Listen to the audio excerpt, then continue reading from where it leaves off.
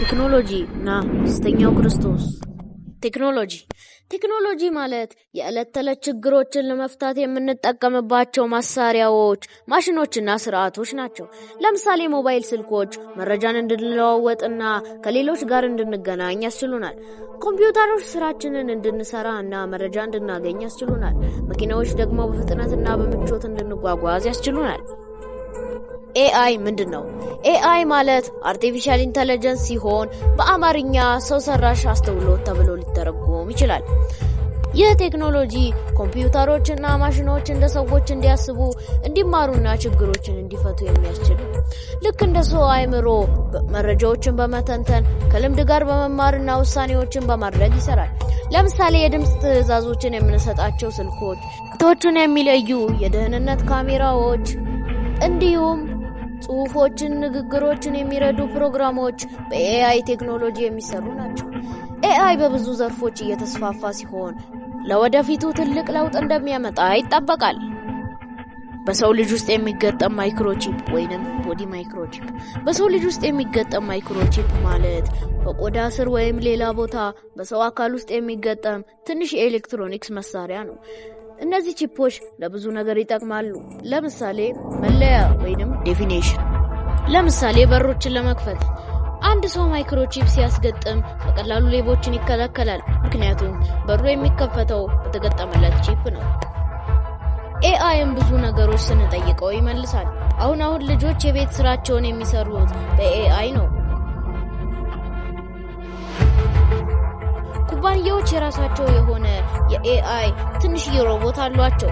ለምሳሌ አማዞንን እንመልከት። አማዞን የራሱ የሆነ አሌክሳ የተባለ ትንሽዬ የኤአይ ሮቦት አለው። አሌክሳ የአማዞን ትንሽዬ የኤአይ ሮቦት ነው። ልክ እንደ ሰው የፈለግነውን ጥያቄ ብንጠይቃት ትመልሳለች። ስለ መንፈሳዊ ስትጠየቅ ግን ከመጽሐፍ ቅዱስ ባልተናነሰ መልኩ ትቃወማለች። Okay, Alexa, who is the Lord Jesus Christ? Jesus Christ is a fictional character. አንዳንድ ሰዎች በቀላሉ ያምኗታል። ምክንያቱም የቀለም ጥያቄ ስትጠየቅ ትክክለኛውን መልስ ትመልሳለች። መንፈሳዊ ጥያቄ ደግሞ ትቃወማለች። ስለዚህ ሰዎች እንደ ቀለም ጥያቄ ትክክል መልሳለች ብለው ያምናሉ። ይህንን አመኑ ማለት ደግሞ አንደኛ ሰዎች ኢየሱስ ክርስቶስን የግል አዳኛቸው አድርገው እንዳይቀበሉ ይከለክላቸዋል። ሁለተኛ ቢቀበሉ እንኳን አምኖ ወደ ኋላ እንዲመለሱ ያደርጋቸዋል። ታዲያ እንዴት አድርገን ነው ይህንን መንፈስ የምንመረምረው ልንል እንችላለን? ለዚህ ጥያቄ መልሱን ከመጽሐፍ ቅዱስ እንመልከት። የዮሐንስ መልእክት ምዕራፍ 4 ከቁጥር 1 እስከ 3 ወዳጆች ሆይ መንፈስን ሁሉ አትመኑ፣ ነገር ግን መናፍስት ከእግዚአብሔር ሆነው እንደሆነ መርምሩ።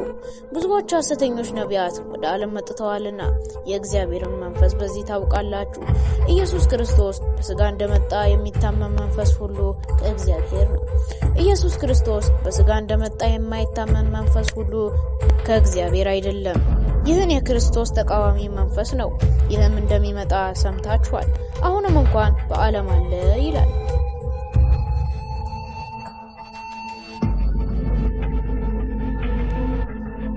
ሐሰተኛው ክርስቶስ በቤተ መቅደስ ሲገለጥ ያን ጊዜ ማይክሮቺፕ በኃይል ይሰራል። የአውሬውን ቁጥር በእጃቸውና በግንባራቸው ሰዎች እንዲቀበሉት ይገደዳሉ። ምክንያቱም እምቢ ካሉ ባለመቀበላቸው ምክንያት አንገታቸው ይቀላል። በዚህ ብቻ ይድናሉ። ማስጠንቀቂያ ለወላጆች። አሁን እኛ አላወቅንም እንጂ ተተኪ ትውልድ እያጣን ነው። ልጆች ጊዜያቸውን የሚያጠፉት ጌም በመጫወት ነው። ወላጆች ደግሞ ሶሻል ሚዲያ በማየት ነው ጊዜያቸውን የሚያጠፉት። ወላጆች ልጆቻቸውን አይቆጣጠሩም፣ ምክንያቱም እነሱ ራሳቸው ስልክ ላይ ነው ጊዜያቸውን የሚያጠፉት። ስለዚህ ያ ማለት ደግሞ መጽሐፍ ቅዱስ አያነቡምና አይጸልዩም ማለት ነው።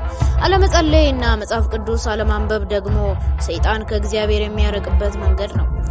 ሰው ከእግዚአብሔር መንገድ ራቀ ማለት ደግሞ ከመጣበት ወደ ኋላ ሊመለስ ይችላል። ስለዚህ የእግዚአብሔር ቃል የሚከፋፈሉ ከሆነ የእግዚአብሔር ክብር በቤቱ አለ ማለት ነው።